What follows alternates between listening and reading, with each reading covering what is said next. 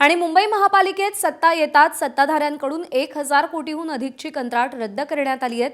भ्रष्टाचार मुक्त मुंबई महानगरपालिकेचा नारा देत ही कंत्राट प्रक्रिया रद्द करण्यात आलेली आहे। प्रशासकीय काळात निघालेली कंत्राट भाजप आणि सेनेनं थांबवलेली आहेत।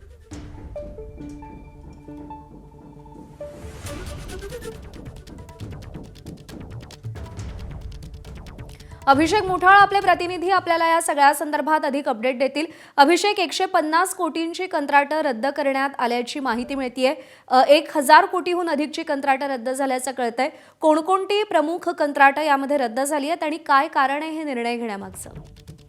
एकूणच मुंबई महापालिकेमध्ये सत्तेत येत्या वेळीच भाजपकडनं भ्रष्टाचार मुक्त मुंबई महापालिकेचा नारा देण्यात आलेला होता आणि त्यानंतर अनेक कंत्राट असतील, अनेक जे टेंडर्स प्रक्रिया असतील त्या संदर्भात आपल्याला कुठेतरी लाल सिग्नल दिल्याचं देखील पाहायला मिळालेलं होतं। आतापर्यंत जर का पाहायचं तर भायखळा प्राणी संग्रहालय विस्तार टेंडर आहे ते 490 कोटीचं आहे, त्याला ते रद्द करण्यात आलेलं आहे। रोड पेंट टेंडर असतील किंवा मग स्कूल आयटम टेंडर या संदर्भातली कारवाई असेल, हे दोन्ही मिळून 300 कोटींच्या जवळपास टेंडर होतं, ते देखील रद्द केलं आहे। सोबतच फुटपाथ रेलिंग टेंडर असेल हे देखील आपल्याला रद्द केल्याचं दिसतं आणि जवळपास 3 ते 4 मोठे महत्त्वाचे टेंडर्स होते ते आता मुंबई महापालिकेत भाजप आणि सेना सत्तेत येतात सत्ताधाऱ्यांकडनं 1000 कोटीचे अधिकचे हे कंत्राट होते ती सध्याला थांबवली आहेत।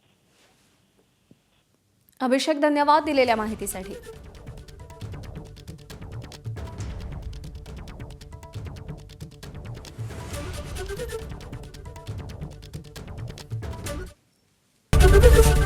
एबीपी माझा, उघडा डोळे बघा नीट।